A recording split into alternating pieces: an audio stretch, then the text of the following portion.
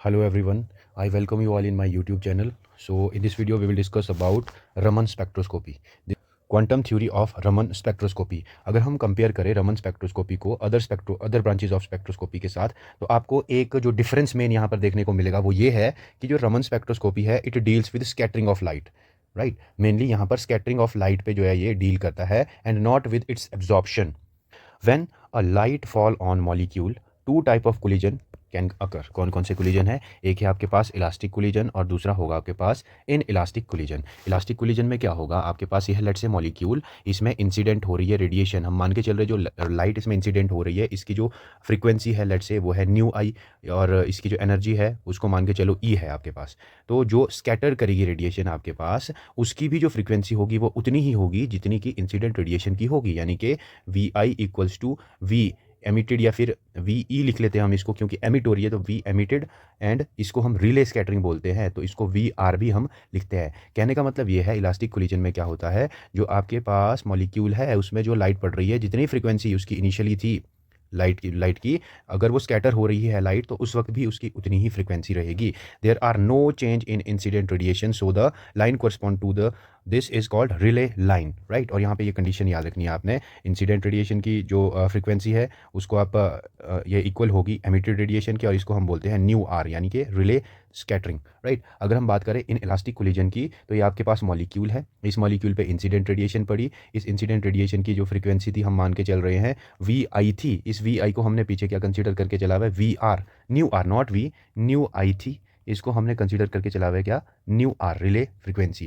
तो अब ये जो आपके पास स्कैटर्ड होगी रेडिएशन आपके पास, उसकी जो फ्रीक्वेंसी होगी वो ज़्यादा भी हो सकती है और वो कम भी हो सकती है। तो यहाँ पर दो केसेस आपको देखने को मिलेंगे, when light fall on molecule then frequency of emitted radiation increases और decreases, these line are called Raman lines. तो यहाँ पर दो कंडीशन है आपके पास, जो एमिटेड लाइट है या एमिटेड आपकी रेडिएशन है उसकी फ्रीक्वेंसी ज़्यादा भी हो सकती है, अगर ज़्यादा होती है तो उसको हम एंटी स्टोक लाइन्स बोलते हैं। अगर जो एमिटेड रेडिएशन है उसकी जो फ्रीक्वेंसी है वो कम होती है तो उसको हम आपके स्टोक्स लाइन बोलते हैं, राइट। तो जो रमन लाइन है आपके पास ये दो टाइप की हो सकती है, Stokes lines and anti Stokes line.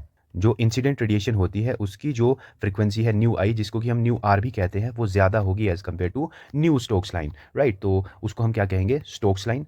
And if we talk about anti Stokes line, तो इनकी जो फ्रीक्वेंसी होगी वो ज़्यादा होगी as compare to incident radiation. As you can see here in this picture we have incident radiation इस पर fall कर रही है, ये आपकी है नॉर्मल, यानी कि रिले स्कैटरिंग, रिले लाइन के कोरस्पॉन्ड जो फ्रीक्वेंसी आएगी आपके पास वो है न्यू आर, राइट। अगर हम बात करते हैं किसकी, अगर इसकी जो फ्रीक्वेंसी है वो इंक्रीज़ कर जाती है तो उसके कोरस्पॉन्ड जो आपके पास लाइंस मिलेगी वो होगी एंटी स्टोक्स लाइन, और इस फ्रीक्वेंसी को हम बोलेंगे nu anti Stokes. And if the frequency get decreases then we will call it as nu Stokes, right. तो इसको हम ज़रा यहाँ पर समझने की कोशिश करें थोड़ा।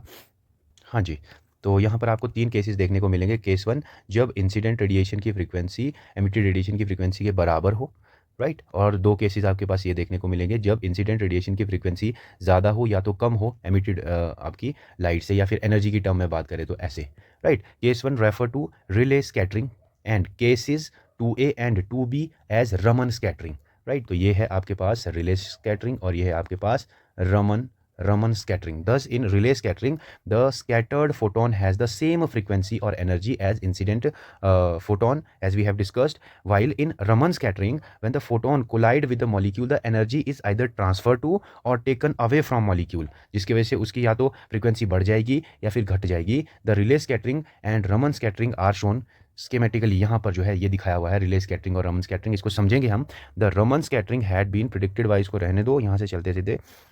When the molecule excited to the higher unstable vibrational state returning to the original vibrational state, we get relay scattering. As you can see here, यहाँ पर अभी यहाँ पर है आपके पास मॉलिक्यूल, उसने एनर्जी एब्जॉर्व करी और वो चला गया हायर वाइब्रेशनल स्टेट में, राइट। अब वो फिर से रिटर्न हो रहा है अपनी उसी ओरिजिनल स्टेट पे, तो जितनी उसने एब्जॉर्व करी थी उतनी ही उसने एमिट भी कर दी, तो फ्रीक्वेंसी उतनी की उतनी जितनी इनिशियली थी उतनी ही होगी अभी भी। तो यहाँ पर इस टाइप की जो लाइन्स मिलेगी आपको इस ट्रांजिशन के थ्रू आगे, वो होगी आपके पास रिले लाइन, राइट। इसको बोलते हैं हम Rayleigh scattering. If it return to different vibrational state, मान के चलो इनिशियली था यहाँ पर वो, जैसे इनिशियली वो यहाँ पर था, ऊपर गया, आपको पता है हायर एनर्जी स्टेट जो अनस्टेबल होती है ड्यू टू हाई एनर्जी, वो फिर से रिटर्न कर गया नीचे को, मान के चलो वो यहाँ पर रह गया आपके पास, तो हमारे को जो लाइंस मिलेंगी उनको हम बोलेंगे स्टोक्स लाइंस, और इस स्कैटरिंग को हम बोलते हैं स्टोक्स। ये रमन स्कैटरिंग का एक पार्ट है, राइट। यहाँ पर जो हमें लाइंस मिलेगी उसको हम बोलेंगे क्या, स्टोक्स लाइंस। अगर हम बात करते हैं when molecule initially in first excited state, यहाँ पे मॉलिक्यूल अभी है ना, it promoted to higher unstable vibrational state and return to the ground state, इसको जो है प्रमोट कर दिया ऊपर, और अब ये आ गया कहाँ पर, ग्राउंड स्टेट में। तो this again give rise Raman scattering anti Stokes line. तो इसकी कोरस्पॉन्ड जो हमें लाइंस देखने को मिलेगी यहाँ पर, ये वाली जो आपके पास लाइंस होगी वो एंटी स्टोक्स लाइन कहलाएंगी, राइट। तो ये है आपके पास 10 Raman spectrum of molecule consist of Stokes lines and anti Stokes line situated symmetrically about the relay line. तो ये चीज़ है आपके पास, ठीक है। अगर हम बात करते हैं रिले स्कैटरिंग की, तो ये केस है रिले स्कैटरिंग का। यहाँ पर जो एनर्जी गैप अगर हम निकालने की कोशिश करेंगे रिले स्कैटरिंग के केस में, वो किसके बराबर होगा, जितनी फ्रीक्वेंसी उसने इनिशियली एब्जॉर्ब करी थी उतनी ही फ्रीक्वेंसी जो है उसने एमिट भी कर दी, तो न्यू आर के बराबर हो जाता है रिले स्कैटरिंग के केस में ये जो एनर्जी गैप। तो अगर हम बात करें स्टोक्स लाइन के केस में, यहाँ पर आपके पास इनिशियली जो मॉलिक्यूल होगा वो ग्राउंड स्टेट में होगा, राइट। वो एब्जॉर्ब करेगा रेडिएशन को और चला जाएगा हायर एनर्जी लेवल्स पे इस तरीके से। अब वो रिटर्न कर रहा है ऊपर की ही किसी एनर्जी लेवल पे, यहाँ पर तो हमें इसके कॉरस्पॉन्डिंग, इस ट्रांजिशन के कॉरस्पॉन्डिंग जो लाइन मिलेगी उसको बोलेंगे हम स्टोक्स लाइन। अब हमें इस स्टोक्स लाइन की क्या निकालनी होती है, फ्रीक्वेंसी निकालनी होती है इस स्टोक्स लाइन की। ये है आपके पास स्टोक्स लाइन, तो इसकी जो फ्रीक्वेंसी आप निकालेंगे, फ्रीक्वेंसी ऑफ स्टोक्स लाइन, वो क्या हो जाएगा आपके पास, ये कैसे निकालेंगे हम, ये निकालेंगे हम आपके ये आपकी जो रिले है, आपको पता है ये वाली जो जब ट्रांजिशन हुई होगी, राइट, इसके कोरिस्पॉन्डिंग जो फ्रीक्वेंसी रही होगी, जिसको हमने इंसिडेंट वी न्यू आई बोला था, इसी को हमने न्यू आर भी बोला था, तो ये रहेगी आपके पास न्यू आई या फिर nu R minus delta E, right. ये रहेगी nu R minus delta E, Stokes lines के कोरस्पॉन्ड जो फ्रीक्वेंसी होगी। अगर हम बात करते हैं एंटी स्टोक के केस में, यहाँ पर आपके पास मॉलिक्यूल है अभी हायर एनर्जी स्टेट्स में, राइट, और वो चला गया जी ऊपर, उससे भी हायर एनर्जी स्टेट में, वाइब्रेशन स्टेट में।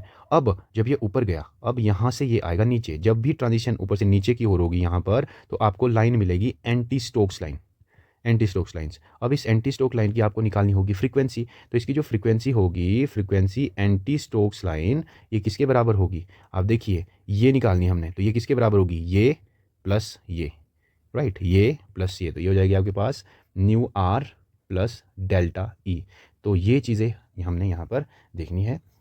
तो जो न्यू स्टोक हो जाएगा ये क्या हो जाएगा आपके पास, nu Rayleigh minus energy gap, और न्यू एंटी स्टोक क्या हो जाएगा, nu Rayleigh plus energy gap. तो हम न्यू रमन लाइंस, जो रमन लाइन की जो फ्रीक्वेंसी है वो क्या बोल सकते हैं, रिले लाइन की frequency plus minus energy gap. अब जो ये एनर्जी गैप है ये रोटेशनल भी हो सकता है और ये वाइब्रेशनल भी हो सकता है। जब ट्रांजिशन होगी रोटेशनल एनर्जी लेवल पे, तब हमारे को रोटेशनल वाला जो है गैप लेना पड़ेगा। अगर ट्रांजिशन हो रही है वाइब्रेशनल एनर्जी लेवल पे, तब जो गैप लेना पड़ेगा वो वाइब्रेशनल वाला लेना पड़ेगा। इसके कॉरस्पॉन्डिंग अगर ट्रांजिशन हो रही है रोटेशनल एनर्जी लेवल पे, तो हम जो है इसको बोलते हैं रोटेशनल रमन स्पेक्ट्रोस्कोपी, और अगर होगी वाइब्रेशनल एनर्जी लेवल पे, तब वहाँ पर इसको बोलेंगे हम वाइब्रेशनल रमन स्पेक्ट्रोस्कोपी। तो हम बात करते हैं सबसे पहले रोटेशनल रमन स्पेक्ट्रोस्कोपी की। तो क्या होती है रोटेशनल रमन स्पेक्ट्रोस्कोपी, वो चीज़ हम देखेंगे।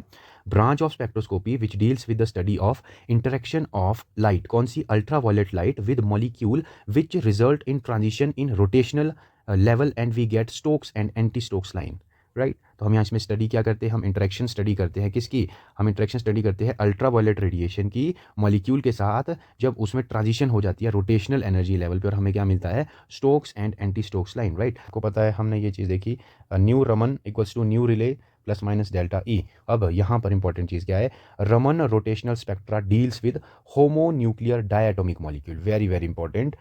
रमन स्पेक्ट्रोस्कोपी में हम पढ़ते क्या है, अगर मैं बात करूँ स्पेसिफिकली रमन रोटेशनल स्पेक्ट्रोस्कोपी में, हम इसमें स्टडी करेंगे होमो न्यूक्लियर डायटोमिक मॉलिक्यूल के बारे में। होमो न्यूक्लियर डायटोमिक मॉलिक्यूल लाइक जैसे हमारे पास हाइड्रोजन है, Cl है आपके पास, राइट, नाइट्रोजन है, ऑक्सीजन है, सेम ही एटम है दो एटम है बट सेम ही आपके पास न्यूक्लियस है यहाँ पर, राइट। तो याद रखना, अगर हम बात करें होमो न्यूक्लियर डायटोमिक मॉलिक्यूल की, तो ये होते हैं यहाँ पर rotational Raman active. Rotational Raman spectra जो है हमारे को यहाँ से ऑब्टेन होता है और बताता है क्या है, bond length of bond length of homonuclear diatomic molecule. तो याद रखिएगा यहाँ पर अल्ट्रावायलेट रेडिएशन यूज़ होती है और ये बताता क्या है, रोटेशनल रमन स्पेक्ट्रोस्कोपी हमें बॉन्ड लेंथ के बारे में, किसकी, होमोन्यूक्लियर डायटोमिक मॉलिक्यूल के बॉन्ड लेंथ के बारे में बताता है। अगर हम बात करें यहाँ पर क्वेश्चन देखिए, bond length of homonuclear diatomic molecule can be determined with the help of rotational Raman spectroscopy. Right, rotational Raman active कौन से होते हैं, very very important. Selection rule की अगर हम बात करें, rotational Raman active except spherical rotor all molecules are rotational Raman active. Spherical rotor में हमने क्या पढ़ा था, हमने पढ़ा था जो भी आपके पास सिमेट्रिकल जिनकी ज्योमेट्री होती है, जैसे परफेक्ट टेट्राहेड्रल हो गया, ठीक है, परफेक्ट ऑक्टाहेड्रल हो गया जिसमें साइड एटम सेम होते हैं, जैसे आपके पास CH4 है, SF6 है, तो इनके केस में ये जो आपके पास मॉलिक्यूल है ये रोटेशनल रमन इनएक्टिव होते हैं। राइट, स्फेरिकल रोटर को छोड़ के जितने भी मॉलिक्यूल है सारे के सारे रोटेशनल रमन एक्टिव हो सकते हैं। For example, which of the following is rotational Raman active. तो यहाँ पे देखें CH4 ये परफेक्ट टेट्राहेड्रल है, BF3 यहाँ पर अगर हम बात करें SiH4 ये भी परफेक्ट टेट्राहेड्रल है, यहाँ पर SF6 की बात करें तो परफेक्ट ऑक्टाहेड्रल है, तो यहाँ पर BF3 जो है ट्रायंगुलर प्लेनर ज्योमेट्री होती है इसकी, ये रोटेशनल रमन एक्टिव हो जाएगा। राइट, सिलेक्शन रूल की अगर हम बात करते हैं, सिलेक्शन रूल सिलेक्शन रूल की अगर हम बात करें, homonuclear diatomic molecule are non polar. ठीक है, सिलेक्शन रूल की अगर मैं बात करूँ तो ये चीज़ है जो आपने याद रखनी है, क्या, एन आइसोट्रॉपिकली पोलराइजेबल होने चाहिए।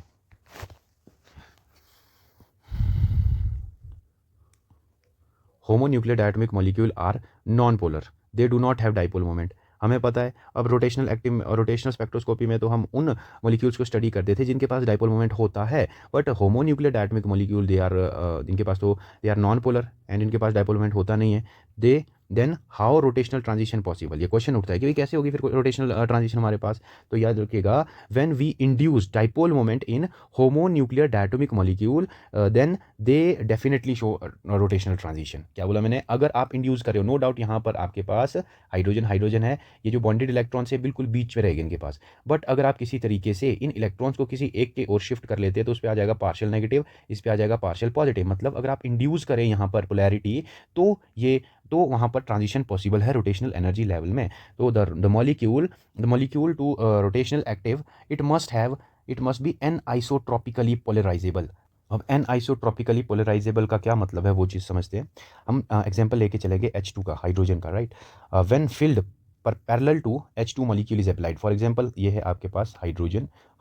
राइट, आपने जो है यहाँ पर इलेक्ट्रिक फील्ड अप्लाई कर दिया इसी मॉलिक्यूल के पैरेलल। राइट, मतलब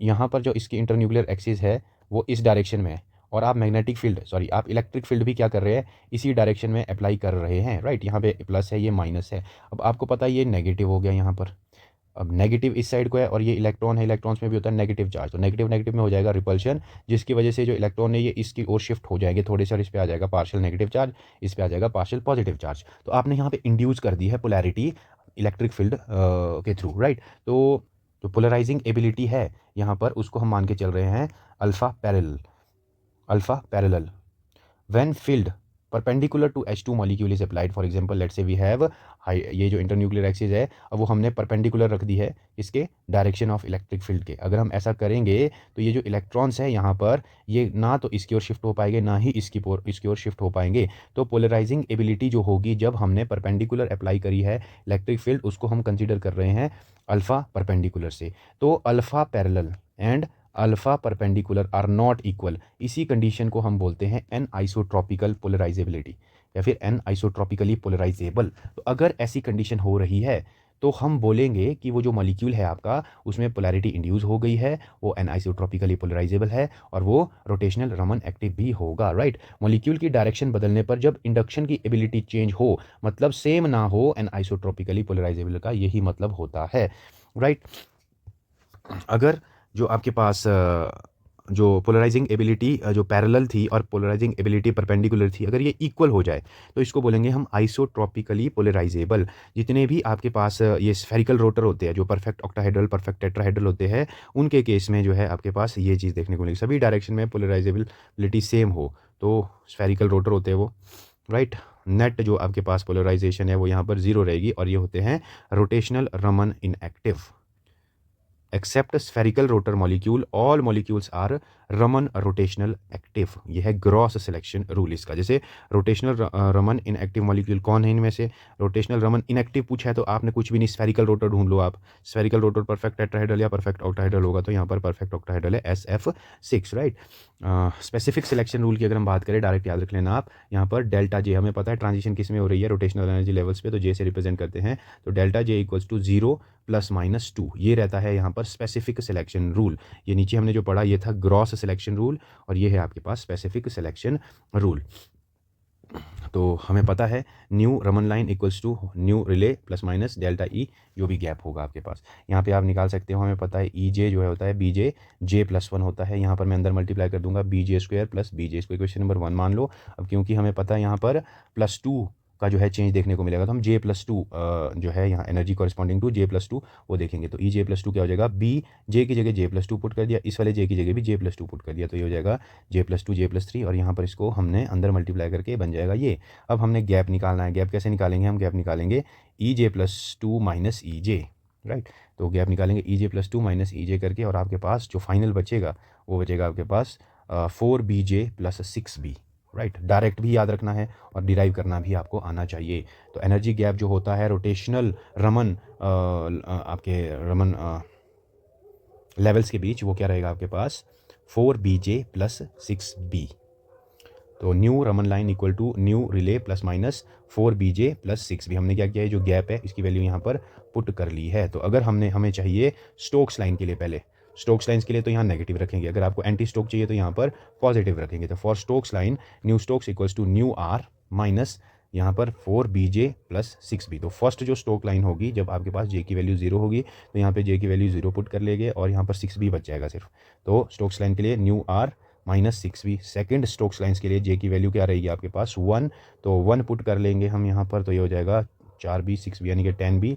सिमिलरली हम यहाँ पर थर्ड स्टोक्स लाइन के लिए कर देंगे, जब थर्ड स्टोक्स लाइन्स के लिए करेंगे तो यहाँ पर जो वैल्यू रहेगी J की वो होगी 2, तो 4 दूने 8 और 6 14 14B, राइट। सिमिलरली हम क्या करेंगे फॉर एंटी स्टोक्स लाइन्स, इसके लिए भी निकाल सकते हैं, एंटी स्टोक्स के लिए बीच में प्लस का साइन आ जाएगा बस। तो nu anti Stokes equals to nu R + 4BJ + 6B, ये रहेगा generalized expression for anti Stokes lines.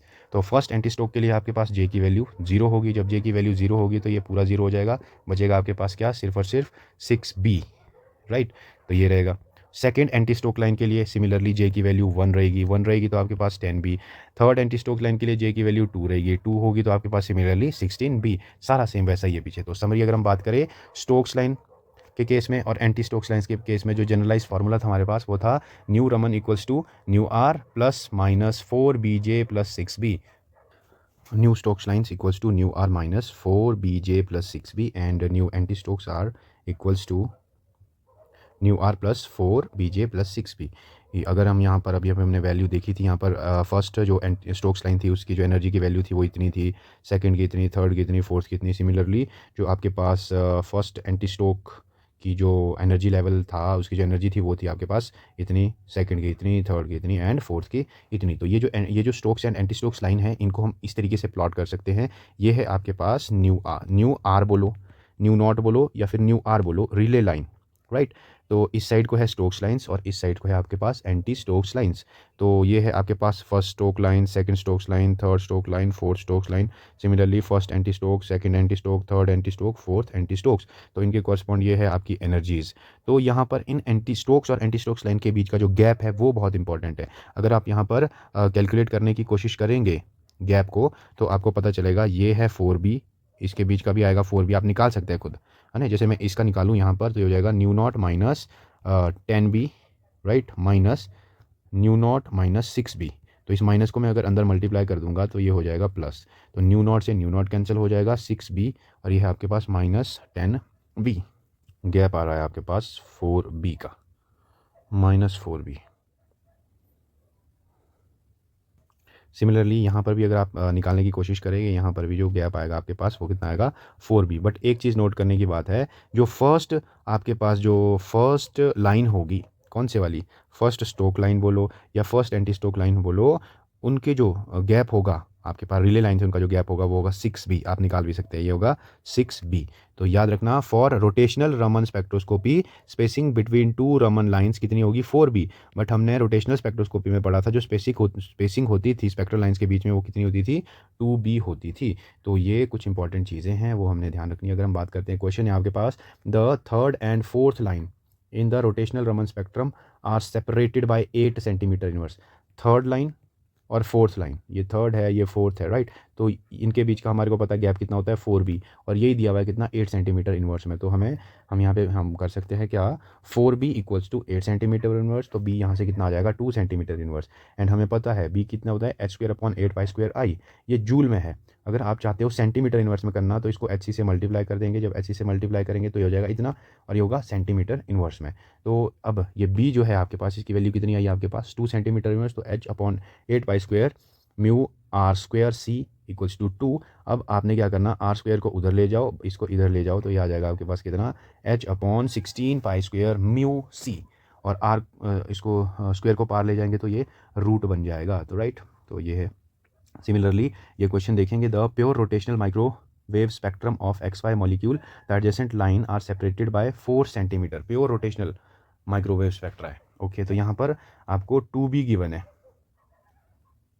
2b given कितना है 4 centimetre inverse. If the molecule is irradiated by radiation of 3000 centimetre inverse the first stock line. अब ये बोल रहा है कि भाई जो आपके पास न्यू बार दिया हुआ है, कितना दिया 3000 सेंटीमीटर इनवर्स, और आपको if the molecule irradiate, molecule की ओर भेजी जा रही है रेडिएशन कितने की, जिसका वेव नंबर है 3000 centimetre inverse, the first stock line was appeared in. तो न्यू जो है आपको दिया हुआ है ये है न्यू आर आपके पास, हमें पता है न्यू आर जो होता है आपके पास, न्यू स्टोक लाइन जो होगी वो क्या होती है आपके पास nu R minus delta E, right. But यहाँ पर ये पूछा हुआ है if the molecule is irradiated by radiation of इतना the first stock line, first stock line पूछी हुई है, तो ये कितनी हो जाएगी nu R minus 6b। First जो स्टोक्स लाइन है उसका जो एनर्जी होती है वो इतनी होती है, तो हम यहाँ पे निकाल सकते हैं 3000 माइनस 6 इंटू बी, कितना है आपको दिया हुआ, बी आ जाएगा आपके पास 2, यानी कि 2 आ जाएगा बी, 6 दूनी 12, ठीक है 12 माइनस कर दो तो फिर आपके पास 8 में से 1 गया 8 9 2 2988।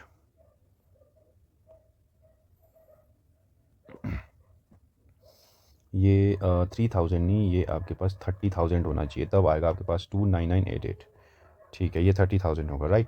नेक्स्ट हमारे पास है वाइब्रेशनल रमन स्पेक्ट्रोस्कोपी। तो यहाँ पर जो रमन लाइंस के लिए फार्मूला रहेगा equals to nu are plus minus delta E, और जो ये गैप होगा ये कौन सा होगा आपकी बार वाइब्रेशनल एनर्जी गैप। तो सिलेक्शन रूल कि अगर हम बात करें यहाँ पर सिलेक्शन रूल क्या करेगा, कहेगा डेल्टा एन जो है +-1 होना चाहिए, याद रखना delta N equals to +-1।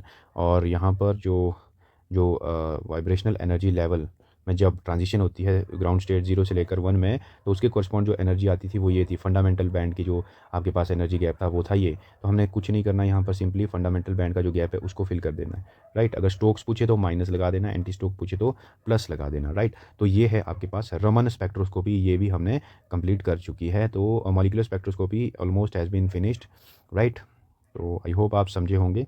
Thank you very much.